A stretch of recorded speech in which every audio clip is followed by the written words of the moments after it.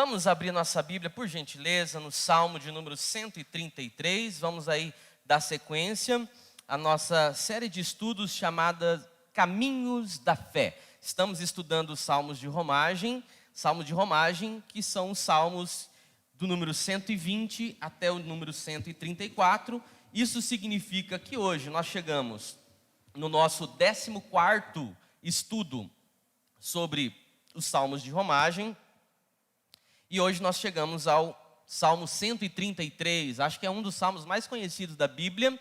E quinta-feira que vem, se Deus quiser e o diabo não atrapalhar, a gente termina o Caminhos da Fé, ok? Lembrando que quinta-feira, por ser encerramento, tem comes e bebes, vai ter aquela noite de cuscuz depois do lab. Então, vem com a barriga vazia, tá bom? Salmo 133, Samuel está com o microfone aí? Você vai ler para nós aí, do versículo 1 até o versículo 3. Vamos ler juntos esse texto?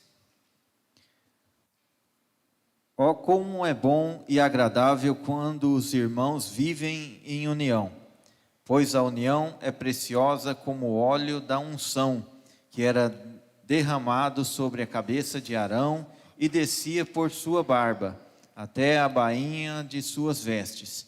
É revigorante como o orvalho do monte Hermon, que desce sobre os montes de Sião. Ali o Senhor pronuncia sua bênção e dá vida para sempre. Olha que lindo esse texto. Vamos fazer o seguinte, vamos ler todos juntos aqui essa versão do Data Show aqui, que é a versão revista e atualizada. Vamos ler como um coro, são só 3 versículos e vamos ler uníssimo esse salmo juntos, vamos lá? Ó, quão bom e agradável viverem unidos os irmãos. É como o óleo precioso sobre a cabeça, a qual desce para a barba de Arão, e desce para a gola das suas vestes. É como o orvalho do Hermon, que desce sobre os montes de Sião.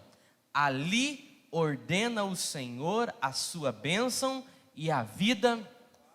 Amém. Senhor, fala conosco através da sua palavra, que esse estudo, Salmo de número 133, possa ministrar, ó Pai, algo novo aos nossos corações. E que isso que o Senhor ministrar aos nossos corações, na nossa vida prática, na vida do ao vivo, no dia a dia, nós possamos viver e aplicar. Abençoe as nossas crianças ali no Lab Kids, ministra sobre a vida delas, é o que nós te pedimos e em teu nome oramos. Amém. Amém. Deixa a sua Bíblia aberta aí, por favor, para nós acompanharmos esse texto juntos aí, ok? Esse salmo é mais um dos salmos atribuídos pelo rei Davi. Então, em algumas Bíblias já está logo no enunciado aí, Salmo de Davi, ou Cântico de Peregrinação Davídico, indicando que quem escreveu esse salmo é o rei Davi. Então aqui a gente não precisa fazer uma série de estudos para descobrir a autoria, porque a própria formação do cânon bíblico já nos deu Davi como sendo o autor desse salmo. Então esse é um salmo de Davi, ok? Agora, o que a gente precisa se dedicar em procurar entender, e é o que dá todo o sentido do salmo, é qual foi o contexto que esse salmo foi escrito. Porque você sabe, estamos estudando os salmos de romagem. Os salmos de romagem são cânticos que os peregrinos de Israel, os judeus que estavam espalhados pelos 4 cantos da terra, iam cantando, entoando, enquanto estavam indo para Jerusalém para celebrar as 3 principais festas. Quais eram as 3 principais festas? Páscoa, qual mais? Tabernáculo, que a última?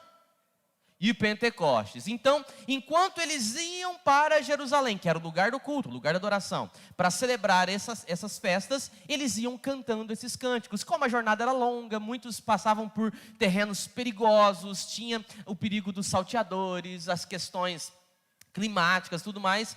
Muitos demoravam a chegar e no meio do caminho iam se encontrando e eles iam cantando junto. Aquilo servia como alento, como força, como vigor, como louvor na caminhada até Jerusalém. Só que, nós já falamos logo no início desse estudo, saber que esses salmos eram cantados e entoados durante a peregrinação não explica muita coisa para nós. Por isso, essa série está aí para nos revelar o quê? As cortinas. Tirar as cortinas de cada um desses salmos E a cortina começa a se abrir para que a gente consiga entender esses salmos e entender o porquê que todo peregrino cantava esses salmos a caminho de Jerusalém. É quando nós entendemos um pouco o contexto, como que esse salmo foi composto. Porque, ok, eles foram cantados enquanto eles peregrinavam a Jerusalém. Mas quem escreveu?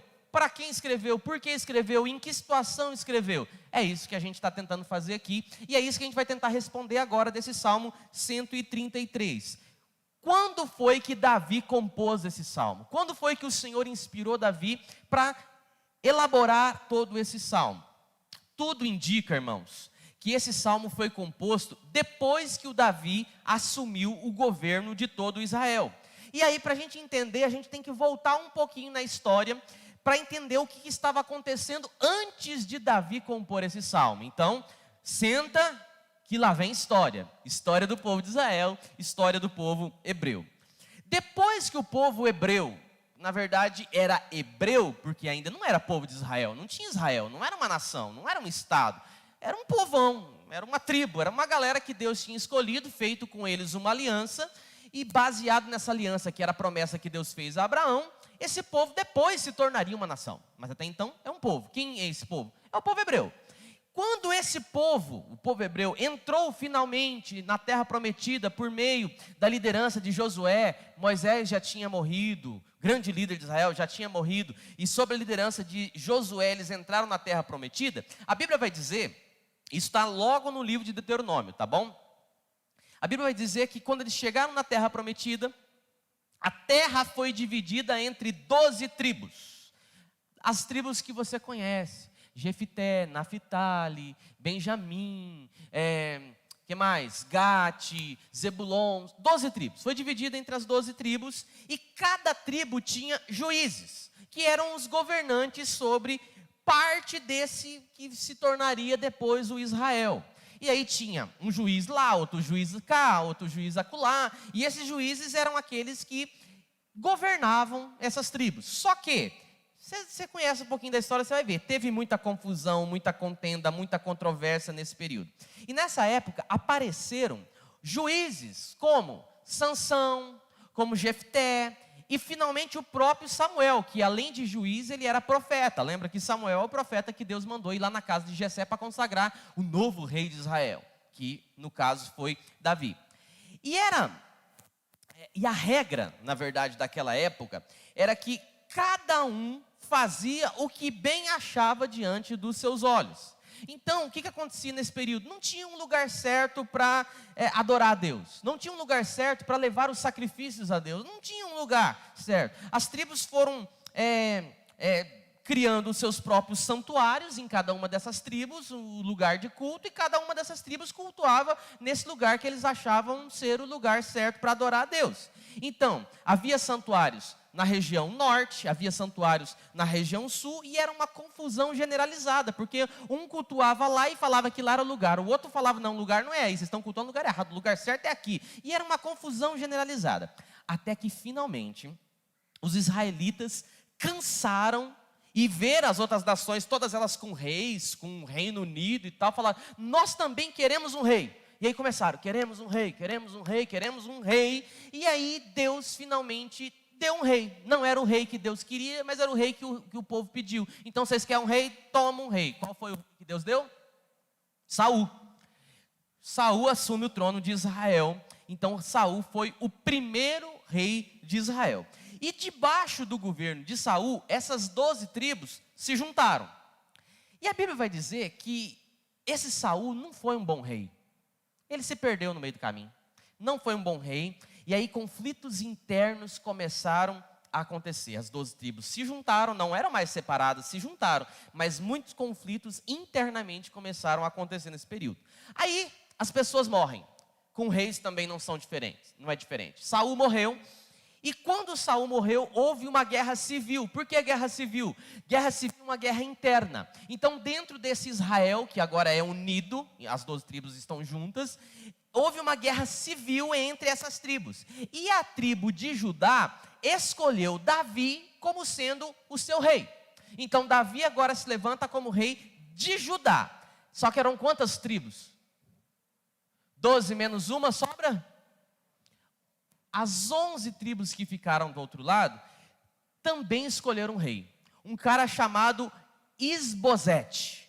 Isbosete. Então nós temos Davi reinando em Judá e Isbosete reinando as outras 11 tribos, e começou uma confusão do tamanho do mundo. Porque o reino de Judá, que era comandado por Davi, começou a lutar contra as 11 tribos comandadas pelo esse tal Isbosete. Depois de um conflito que durou muito tempo, um conflito muito sangrento, durou muitos anos, finalmente a tribo de Judá, governada por Davi, venceu a batalha contra as 11 tribos de Isbosete. E Davi finalmente é coroado rei de um Israel já unido. Ou seja, Davi não é mais rei de Judá, Davi é rei de todo Israel. Então, nesse período, a guerra cessa, a paz é estabelecida. Jerusalém é denominada como sendo o lugar aonde as pessoas iriam adorar. Todos os outros santuários foram deixados de lado. Jerusalém é o lugar do culto, é o lugar do templo, é o lugar da adoração, e somente em Jerusalém é que o povo então vai adorar. E debaixo do domínio do rei Davi, tudo isso aconteceu. E a Bíblia vai dizer que o rei Davi foi um bom rei. Foi um homem segundo o coração de Deus, governou Israel com sabedoria, e durante esse período, quando as 12 tribos estavam unificadas, debaixo da liderança de Davi, a Bíblia vai dizer que a nação de Israel prosperou, cresceu, expandiu seus territórios, cresceu economicamente, cresceu enquanto identidade de um povo. Tanto que em qualquer lugar em Israel que você for e perguntar para alguém, olha, quem foi o maior rei? Eu fiz essa pergunta lá para nosso guia em Israel. Quem foi o maior rei de Israel? Porque Israel teve muitos. Indubitavelmente Davi. Davi foi o maior rei. Moisés o maior líder, Davi o maior rei, Elias talvez o maior profeta. Então, durante esse período, Israel cresceu, prosperou em todos os sentidos, aumentou o território, etc. Só que com o passar do tempo, Davi fez algumas mudanças. Davi criou um sistema de levitas mais organizado, criou um sistema de corais durante as cerimônias em Jerusalém de culto ao Senhor. E até que finalmente Davi envelhece e ele passa o reino ao seu sucessor, que era o seu filho, chamado... Quem foi o filho de Davi que governou Israel depois dele? Salomão, exatamente. Então, Davi passa o trono para o seu filho Salomão, e ainda o reino está unificado, ele passa o reino unido nas mãos de Salomão. E essa é a ocasião em que o Salmo 133 foi escrito. Essa é a ocasião para comemorar a unidade que finalmente Israel teve como uma nação unida. Esse salmo foi composto. O contexto de composição do Salmo 133 é justamente essa ocasião onde há uma comemoração, pois finalmente as 12 tribos não estão mais separadas, as 12 tribos estão juntas e há um Israel forte, uma nação unida, íntegra, junta.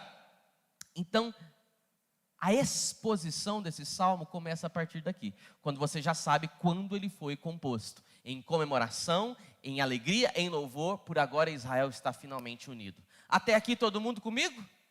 Amém. Então vamos lá, vamos para a exposição do salmo agora, já que você entendeu como que ele foi escrito, tá?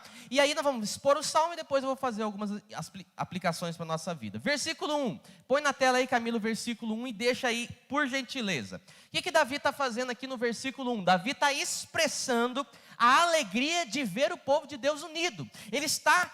talvez no seu palácio, talvez diante do templo, não sei, a Bíblia não fala em qual local ele está, mas ele está diante do povo e ele está expressando a sua alegria em ver o povo de Deus unido. Vamos ler juntos o versículo 1? Olha lá o que diz, o versículo 1. Ó, como é bom e agradável viverem unidos os irmãos. Quem são os irmãos aqui?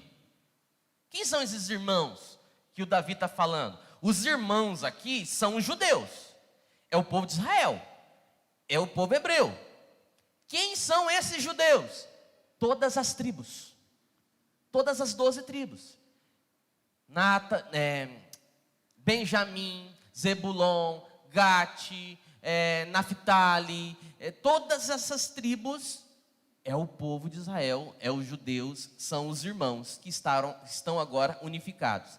E esse tal viver em união, porque ele diz, como é bom e agradável viverem unidos os irmãos. É exatamente isso que nós acabamos de descrever. Era uma união política em primeira instância. Uma união política que não existia antes. Eles eram tribos separadas, distintas, mas agora não. Então, esta união, que os irmãos vivam em união, é uma união primeira política. Eles agora têm apenas um rei, não mais 2 reis guerreando entre si, 11 tribos guerreando contra uma, não. Agora é um reino unido. Não tem mais juízes espalhados, não tem mais santuários espalhados por todos os cantos, tem apenas um lugar. Não tem mais um juiz que faz a sua vontade, e outro juiz lá do outro canto fazendo a sua vontade, e outro juiz lá não sei aonde fazendo também a sua vontade. Nós temos um único rei que dá uma identidade, que dá uma unidade a essa nação. Por isso, ó, quão bom e agradável que os irmãos estejam unidos.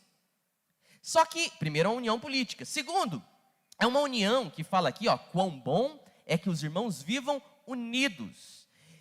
Tinha a ver isso com o fato de que agora eles estão finalmente num período sem guerra. Não há mais guerra, eles podem viver em paz. Então, é bom que nós possamos estar unidos. Um israelita lá da tribo de Manassés, agora podia conviver em paz com um israelita da tribo de Zebulon, por exemplo. Coisa que antes era impossível. Jamais um morador de Zebulon iria tomar café com um morador de Benjamim. Mas agora, no período de paz, não tem mais guerra. Um morador da tribo de Gate pode viver em paz com alguém da tribo de Zebulon, com alguém da tribo de Naftali, com alguém da tribo de Manassés.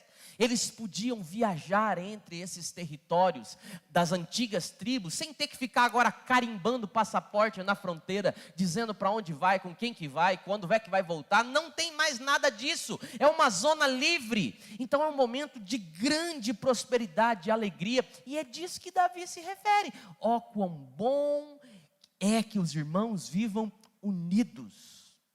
É uma união política, é uma união social, onde essas 12 tribos agora são uma, e eles podem estar comungando juntos, mas especialmente, irmãos, é uma terceira união que esse salmo está falando. É uma união espiritual que agora havia entre essas 12 tribos de Israel. Por quê? Porque eles estavam unidos como um povo de Deus. É um povo de Deus unido. E eles unidos podem adorar esse mesmo Deus. Cada um adorava lá na sua tribo, do seu jeito, criticando o jeito do outro adorar, mas agora não. É um único povo, é o povo de Deus. E não mais deuses como Baal, como Astarote, como os Baalins e aqueles outros deuses pagãos que eram muito comuns de serem adorados durante aquele período dos juízes, onde cada um fazia o que queria, como bem entendia. Então, agora, somente há um Deus em Israel. E somente há um povo em Israel. E esse um povo está junto, celebrando e adorando em Jerusalém, no tabernáculo, diante da Arca da Aliança, diante de Deus, fazendo sacrifícios, os sacerdotes unidos. Então é uma união política, é uma união social e é uma união espiritual. Por isso que Davi expressa como é bom e agradável viverem unidos os irmãos. Que coisa boa. Quando há paz, quando há tranquilidade, quando há prosperidade, quando há alegria, quando há convivência pacífica naquele período. Nós precisamos resgatar isso. Porque o Brasil é um Brasil, mas é um Brasil dividido. Dividido entre esquerda, entre direita, entre Bolsonaro, entre Lula, entre centro-esquerda, direita. Na escola não dá nem para falar mais, porque não é mais direita, esquerda, é centro-esquerda, extrema-direita, extrema-esquerda, extrema... Gente que está sem falar com... Esses dias eu encontrei um rapaz essa semana que está sem falar com um padrinho dele desde a eleição de 2018, ó, estamos em 2023 já. Igrejas que se desmancharam por causa disso, se desmancharam. Davi está celebrando aqui nesse salmo uma união que nunca havia em Israel, e ele está dizendo como é bom estar unido, finalmente. Isso é povo de Deus? Fala no microfone, irmão Alexandre, por favor. É interessante que uma outra versão diz assim, quando é bom, quando é bom. Quer dizer, e o passado ficou, né? Agora é agora. Não era assim, mas agora é. Agora Quando é. eles estão em união, Exatamente. é bom. É bom. Em segundo lugar, Davi está se referindo aqui como sendo boa e agradável. Eu acho que não é preciso a gente explicar muito sobre o que é bom, né? Porque todo mundo sabe que é bom. Uma coisa boa. Uma coisa boa é uma coisa boa, velho. Todo mundo sabe o que é a coisa boa, né? Não precisa explicar. E esse agradável? A palavra agradável aqui no hebraico tem a ver aquilo que dá prazer. Então, é aquilo que é aprazível. Então, bom e agradável é aquilo que dá prazer, que enleva. E o que ele está falando que dá prazer? O que ele está falando que é aprazível? A união. A união é que é agradável. Nós temos alegria nisso, de estar convivendo junto, de ter um relacionamento com as pessoas. Falta aqui para Davi adjetivos para poder descrever o que essa união afeta, como que ela faz. Ele diz, é bom e é agradável, dá prazer. Por isso que Davi escolheu duas figuras para tentar explicar o que essa união, o que torna essa união boa e agradável. Ele falou assim, a união entre os povos, isso que a gente está vivendo, é tão bom que eu vou usar duas figuras para explicar para vocês o porquê que isso dá tanto prazer. E aí Davi escolheu duas figuras. A primeira figura que ele usa é a figura do óleo que desce, que é derramado em cima da cabeça do sacerdote. Vamos ler lá o texto? Versículo 1, Samuel, e o versículo 2. É como óleo precioso sobre a cabeça, o qual desce para a barba de Arão, e desce para a gola de suas vestes. Esse óleo que ele fala aí, primeiro tenta tirar da tua cabeça o óleo que você conhece. O óleo de cozinha, o azeite, o óleo de unção. Esquece. Porque esse óleo que ele se refere era o óleo que era derramado sobre a cabeça de um sumo sacerdote quando ele era ordenado, consagrado. Só que esse óleo, ele era confeccionado de acordo com uma receita que Deus havia dado por Moisés lá depois de sair do Egito. Deus havia dado essa receita para Moisés, e essa receita dada por Deus a Moisés era utilizada ainda para fazer esse tal óleo, que era utilizado apenas para os sacerdotes. E esse óleo era composto, receita original de Deus para Moisés, anota aí: azeite fino de oliva, azeite da azeitona mais bonita, 4 especiarias extremamente raras e caras que nós não sabemos quais são. A gente só sabe que é 4 porque a Bíblia diz. Mas dá para buscar a receita lá, em Êxodo. Se você tiver depois curiosidade, você busca a receita, tá? Então, essas 4 especiarias que eram raras, não encontrava no território de Israel algumas delas, misturado com esse azeite de azeitona pura, dava esse óleo especial. E esse óleo, ele tinha uma fragrância muito forte, ele era um óleo perfumado, muito cheiroso.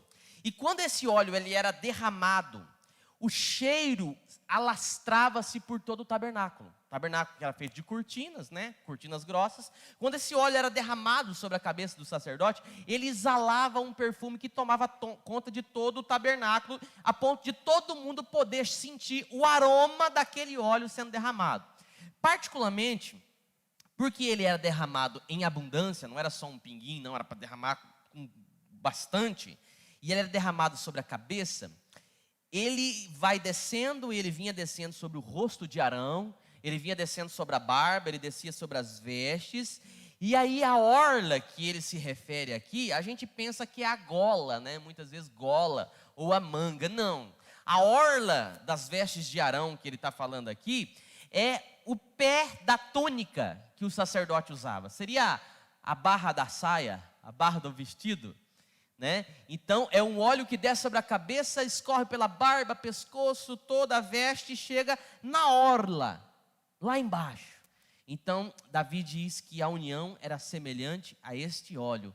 Gente, mas como que isso está ilustrando a tal união? Um outro detalhe que eu esqueci de dizer é que esse óleo óleo especial era usado única e exclusivamente na unção de um sacerdote. Quando esse sacerdote era escolhido para ministrar sobre o povo, como sendo um escolhido de Deus para ser sacerdote, ele tinha que ser da tribo de Levi, não podia ser de outra tribo, da tribo de Levi.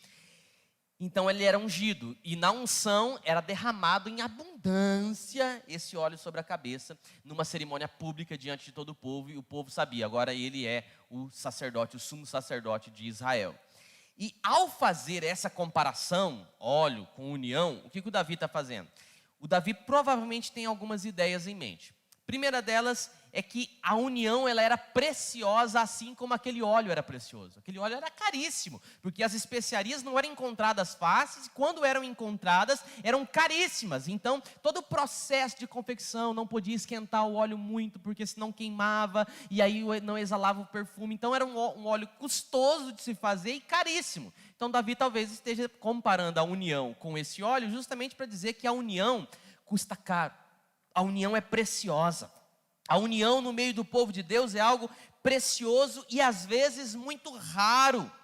É algo caro, não é uma coisa comum, banal. A união no meio do povo de Deus deve ser valorizada, deve ser buscada como sendo esse óleo tão precioso. Talvez Davi tivesse isso em mente.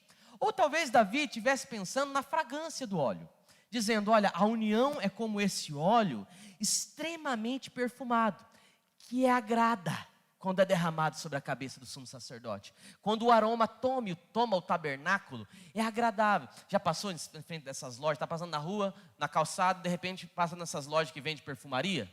Cheirinho gostoso, né? Dá vontade de entrar, não dá? É golpe.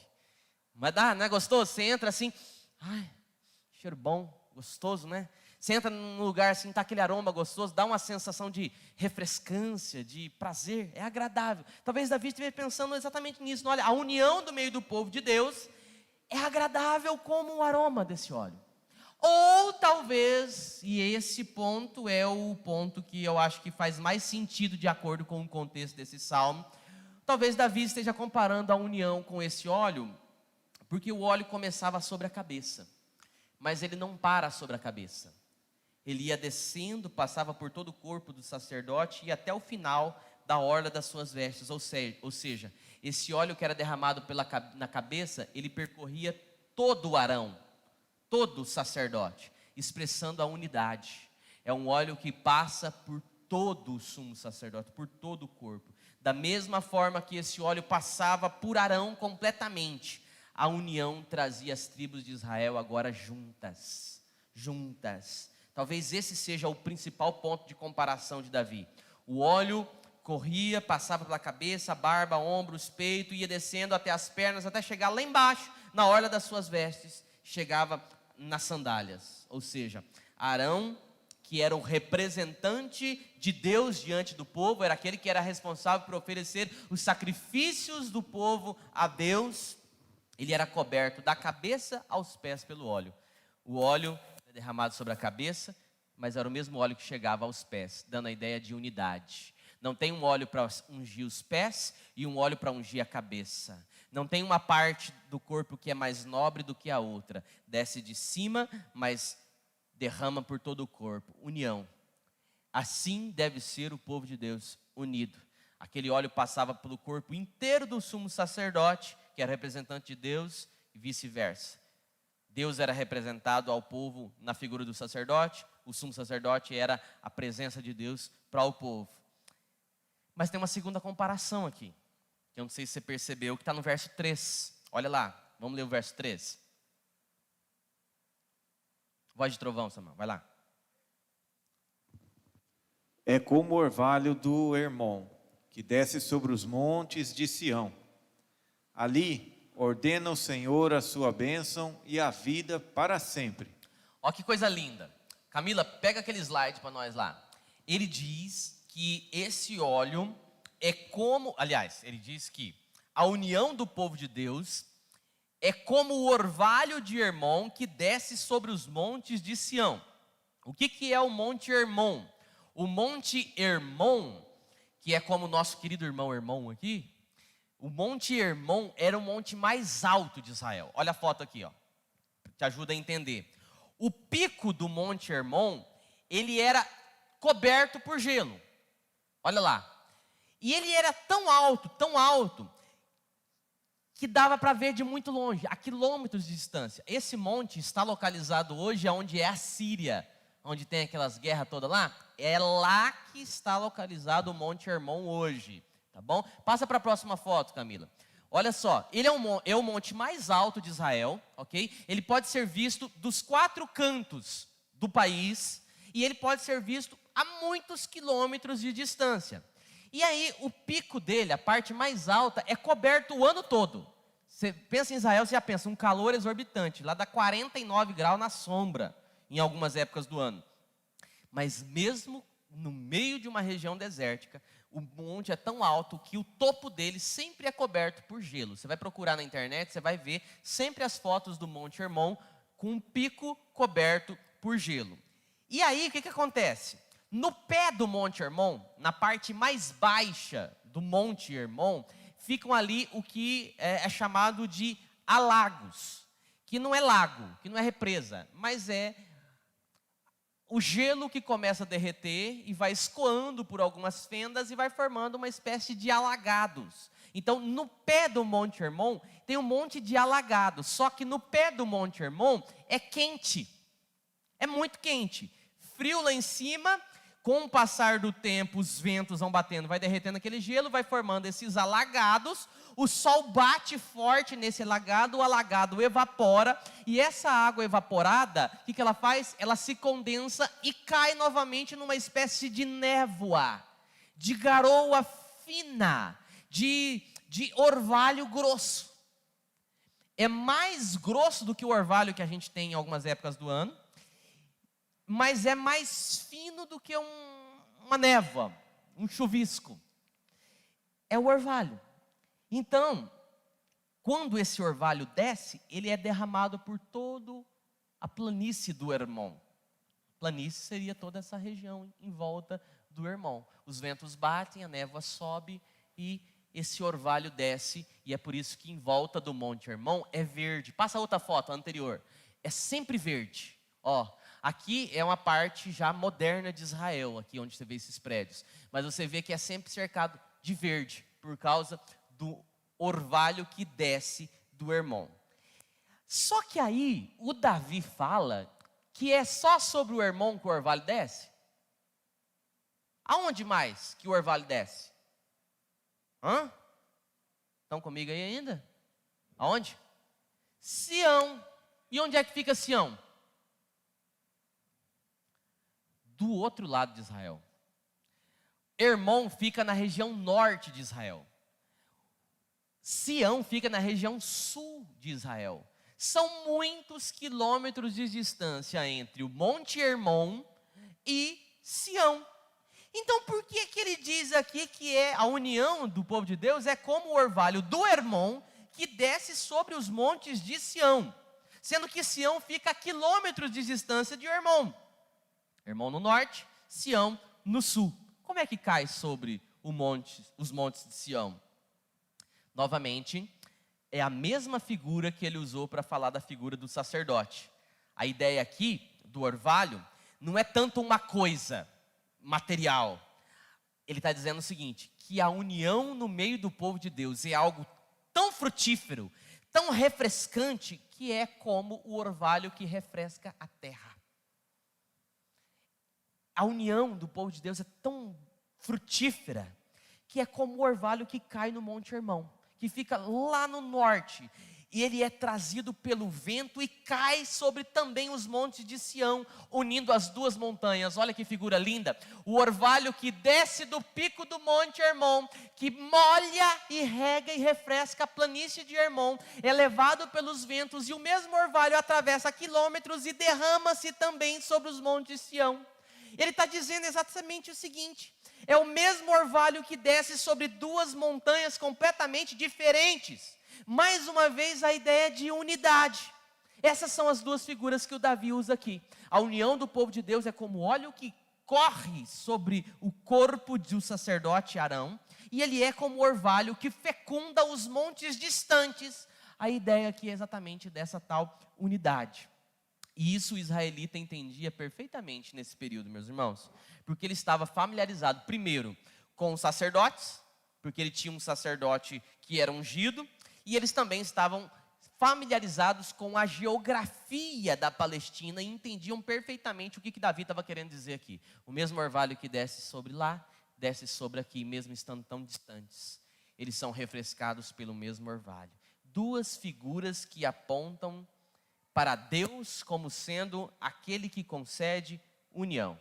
Tanto o óleo, tanto o orvalho, a ideia daqui é de que é derramado de cima para baixo. Porque o óleo vem pela cabeça de Arão e o orvalho vem de cima do Monte Hermão. A ideia aqui de Davi é, a união do povo de Deus só vem porque Deus derrama essa união sobre o seu povo. Porque nós mata um ao outro por causa de mistura. Já brigou na época da infância? Por causa do bife maior para o teu irmão? Brigou, né? O dele é maior que o meu. Uma mistura é motivo de briga. Então Davi está dizendo, o orvalho, o óleo vem de cima. A união no meio do povo de Deus só existe, só é possível, porque Deus derrama ela sobre nós. Deus derrama sobre nós. Você está entendendo? Amém ou não amém? As duas figuras apontando para Deus como sendo aquele que concede a união. Ok? E aí, qual que é o resultado dessa união? Finalzinho do versículo 3. O que diz o finalzinho do versículo 3? Quando Davi diz ali, Ali ordena o Senhor a sua bênção e a vida para sempre. Olha só, ali aonde? Ali nos montes Sião. Ali nos montes Sião. É o que está imediatamente antes ali, ó. Ali nos montes, né? Aonde estava Jerusalém, aonde estava o tabernáculo, aonde estava a igreja, aonde estava, no Antigo Testamento era representado através da figura da Arca da Aliança. Ali, Deus ordena sua bênção para sempre.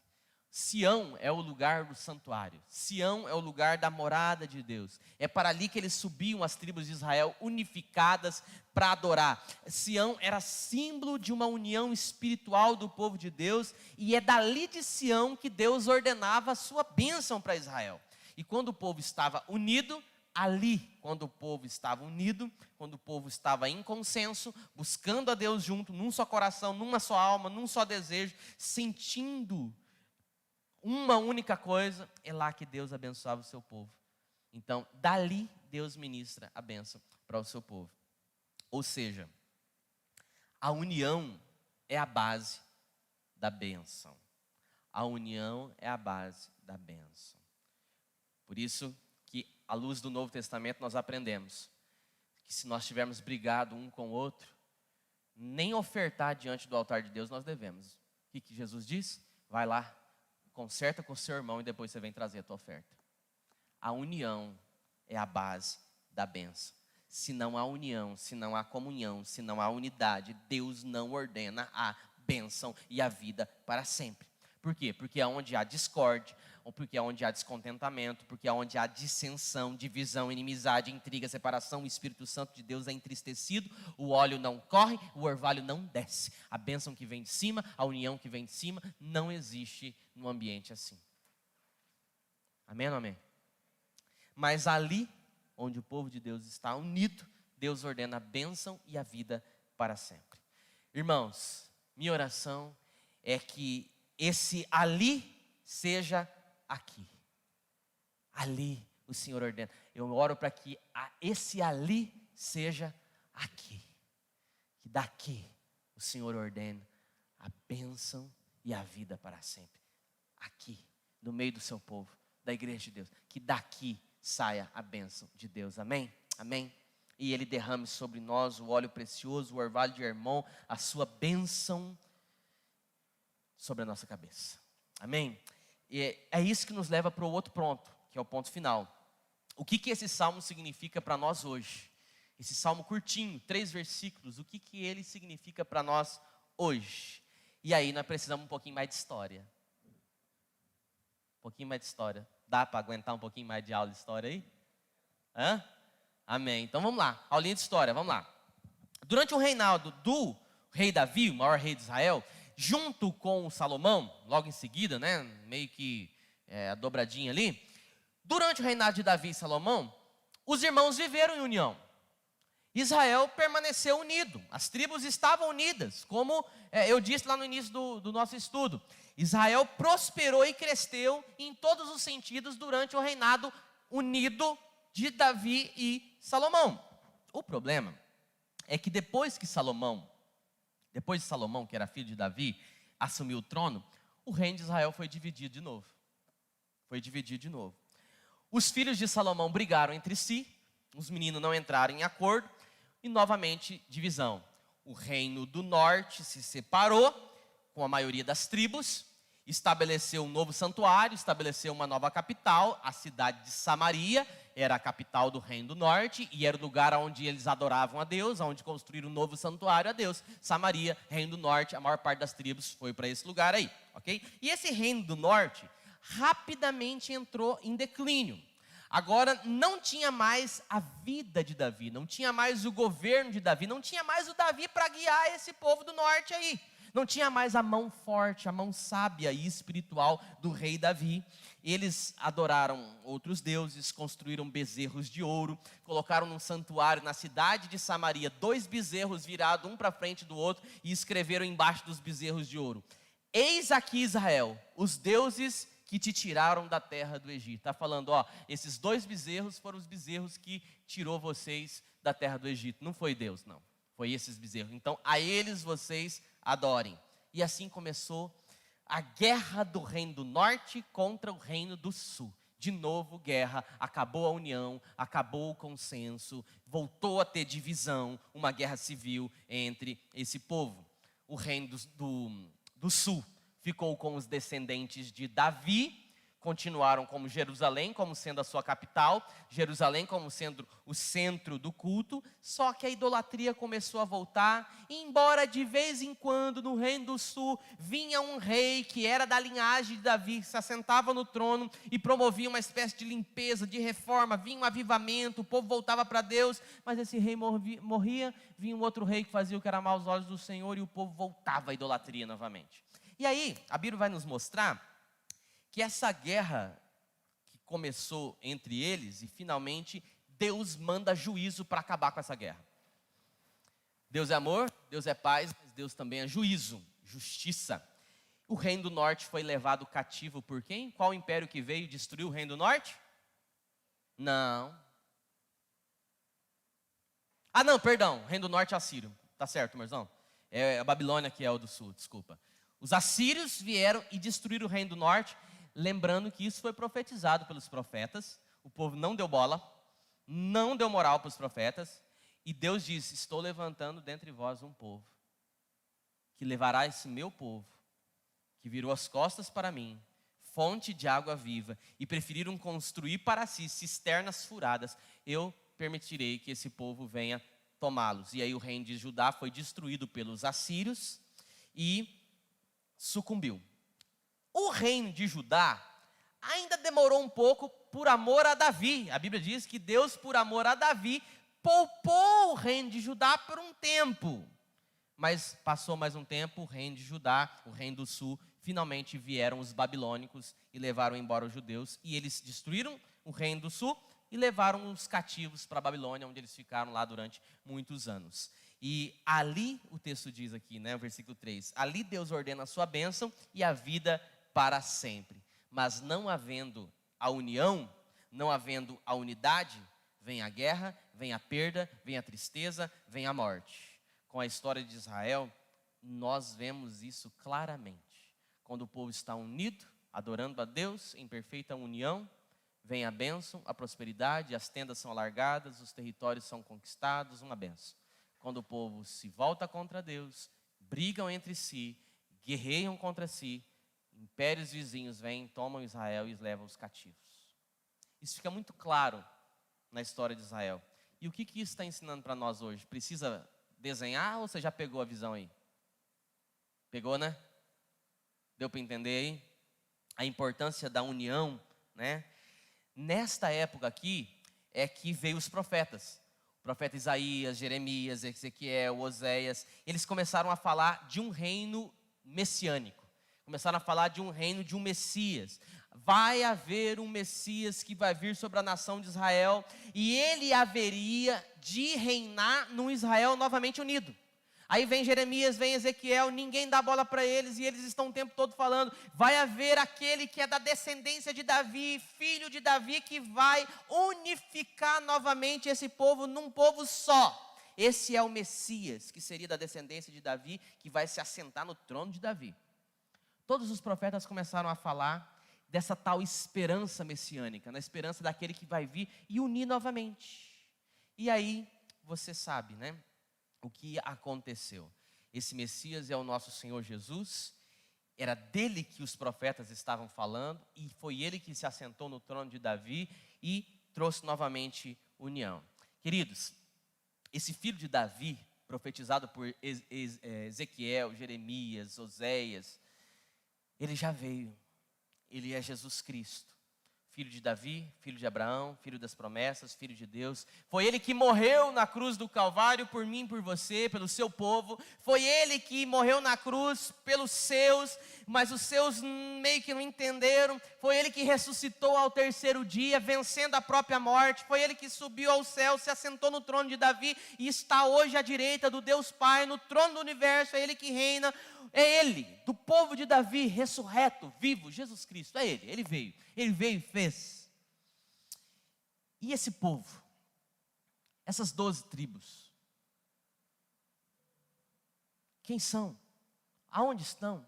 Como vivem? É você, sou eu, somos nós. Esse povo agora somos nós. Não somente judeu, lembra do texto bíblico? Ele veio para os seus, mas os seus o rejeitaram. Esse povo de Deus que deve estar unido, somos nós. Não somente judeus, mas todos aqueles que nele crerem. De todas as nações que confessam que Jesus Cristo é o Filho de Deus, o nosso Senhor e o nosso Salvador. Nós estamos hoje ligados a Jesus Cristo, o Messias. Nós estamos ligados a Ele mediante o Espírito Santo e, portanto, ligados uns aos outros no mesmo Espírito. Em Jesus Cristo, Deus cumpriu finalmente a sua promessa de estabelecer a união do seu povo. Em Cristo, as tribos se ajuntaram, formando um único povo. Ah, pastor, isso é bonito, mas é mentira. Um monte de igreja brigando uma com a outra aí. Batista, presbiteriano, metodista, assembleano e tantos outros. Essas denominações funcionam como as tribos de Israel. Okay? Tem umas que são mais agitadinhas, tem umas que são mais caladinhas, tem umas que defendem umas coisas, outros defendem outras, coisas secundárias, periféricas, de menos importância. Mas naquilo que se refere à salvação, é um único povo. Só há Jesus. Só há um só Deus, um só Senhor, resgatador, regenerador, redentor de um povo. Esse povo somos nós. As diferenças culturais, costumes, hábitos, manias, roupas, pouca importância, porque um dia a gente vai estar tchuguedinho no céu adorando a Ele. Somos um povo, amém?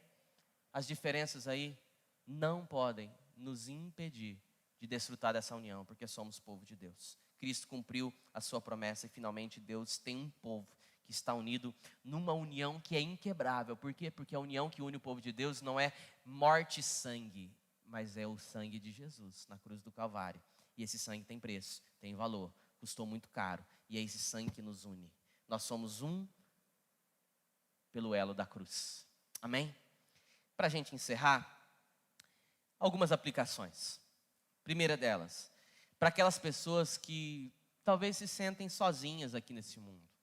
Talvez está longe dos parentes, está sozinha aqui em Primavera, não conhece muita gente, não se casou, você que se sente solitário. Eu queria que você olhasse para o povo de Deus aqui, como sendo esse povo a sua família, como sendo esse povo os seus irmãos, porque é exatamente isso que a igreja representa. A igreja é essa família de Deus. Esse povo é a expressão do povo único de Deus e você pode chamá-lo de irmão. Eu queria que você olhasse para essas pessoas que compõem o povo de Deus e que você visse nele, visse nela a sua família. Eu queria que você olhasse para a igreja como sendo a sua família. Por isso, pelo amor de Deus, aproveite os momentos de comunhão. Procure andar com os irmãos. Para de ficar esperando sempre alguém vir até você. Cola você em alguém. Visite, ore, caminhe, ajude, se disponha. Vai para o pequeno grupo, vai para a oração, vai visitar o irmão, vai lá capinar o lote do irmão. Sei lá, dá um jeito de estar perto. Esteja perto daquele que faz parte do mesmo corpo que você, que tem a mesma fé de você. Desfrute de amizades na igreja. Um texto que pouca gente conhece, está na Bíblia, mas ninguém lê. Jesus diz: granjeeis amigos na terra, porque eles vos receberão nos portões celestiais. Jesus, irmão Alexandre, falando isso. Granjeeis amigos na terra, porque eles vão te receber nos portões celestiais. Na hora da luta é importante ter alguém para abraçar e chorar junto. Às vezes nem vai resolver teu problema, mas vai estar ali, tchuguedinho, agarrado. Estou aqui com você, estou aqui com você. Fui no velório essa semana, que ambiente ruim, difícil, as pessoas chorando a perda de alguém. E às vezes se perguntam, você vai no velório e vai falar o quê? Eu não vou falar nada, eu vou lá para abraçar e chorar junto. Não tem que falar quando a gente perdeu alguém. Você tem que abraçar e dizer, eu estou aqui para chorar junto. Da mesma maneira, quando alguém está feliz e conquistou uma coisa melhor, que ele tanto esperava, está feliz, se alegra com ele, alegra com a alegria do outro. Queria que você olhasse para a igreja com esse olhar. A igreja é a tua família. São seus irmãos. Nós somos o mesmo povo. Nós estamos juntos adorando o mesmo Deus. Não tem maior, não tem melhor. Tem um povo. Povo de Deus. Amém? E para aqueles que vêm na igreja e olham para a igreja como sendo um ambiente semanal, onde eu vou para o domingo para escutar um sermão, queria dizer para você que a igreja de Jesus é muito mais do que isso.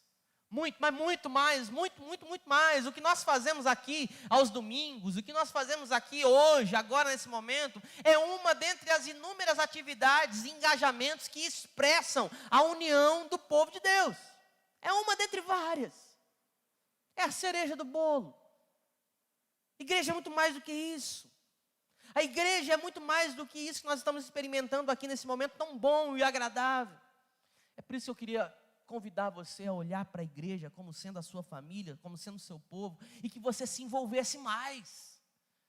Porque Davi está olhando, quando ele compõe esse salmo, para aqueles anos de guerras, de tribos separadas, e quando ele finalmente vê as tribos unidas numa união política, numa união social, numa união espiritual, ele diz, como é bom e agradável que os irmãos vivam em união, como isso é bom, é como o óleo, é como o orvalho que desce do irmão. Dali o Senhor ordena a sua bênção. Dali da onde? Da onde há união. Então, pelo amor de Deus, olhe para a igreja como sendo a sua família, o seu povo. Eu queria que você se envolvesse mais, que você buscasse se envolver mais com as pessoas que estão buscando as mesmas respostas que talvez você está buscando. Tenha comunhão, tenha alegria, fraternidade, amizade, crie vínculos eternos com essas pessoas. Granjeeis amigos na terra, porque eles vos receberão nos portões celestiais. Pessoas precisam de Deus, mas pessoas também precisam de pessoas. Pessoas precisam de Deus, mas pessoas também precisam de pessoas. Você está entendendo? Amém ou não amém? E para a gente encerrar, eu termino com um apelo.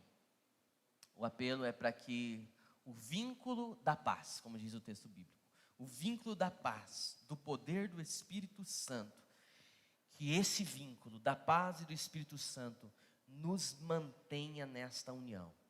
Nessa união invisível que se manifesta visivelmente através de você e de mim. Que esse vínculo da paz e do Espírito Santo se manifeste em nós por meio do nosso testemunho. Da nossa vida. Amém? Amém. Vamos ficar em pé? Vamos orar?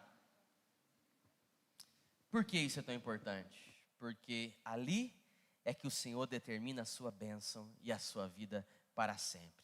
Como é bom e agradável que os irmãos vivam unidos, como o óleo precioso sobre a cabeça que desce sobre a barba de Arão, que desce sobre a gola das suas vestes, é como o orvalho do Hermon, o mesmo lá do sul, do norte e do sul, que molha e rega os mesmos montes, juntando tudo, porque ali aonde há unidade, ordena o Senhor a sua bênção e a sua vida para sempre.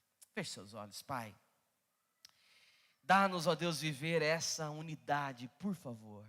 Queremos viver, ó Deus, esta união com todo o nosso coração. Ó Deus, que o Senhor tire do nosso meio tudo aquilo que impede essa união, que cria as desavenças, as diferenças, as discórdias, as contendas, que todas elas sejam removidas.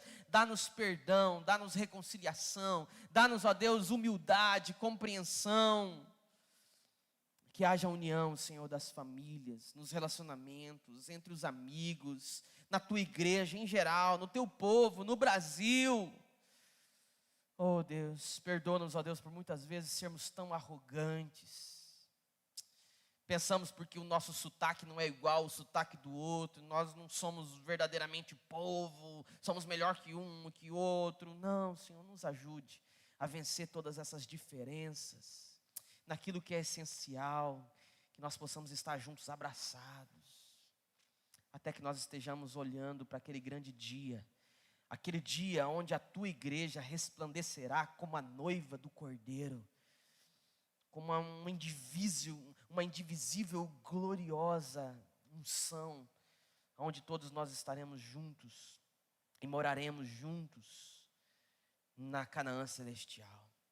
Oramos, ó Deus, por aqueles que estão desgarrados, que não se sentem parte da igreja, do povo de Deus. Pedimos a Deus que o Senhor os traga, que o Senhor os envolva com o teu espírito acolhedor, fraterno, amoroso. É isso que nós te pedimos, ó Deus. Em teu nome oramos. Amém e amém. Que Deus abençoe e que a bênção do Senhor e a vida eterna do Senhor esteja sobre você todos os dias. Em nome de Jesus. Vá em paz.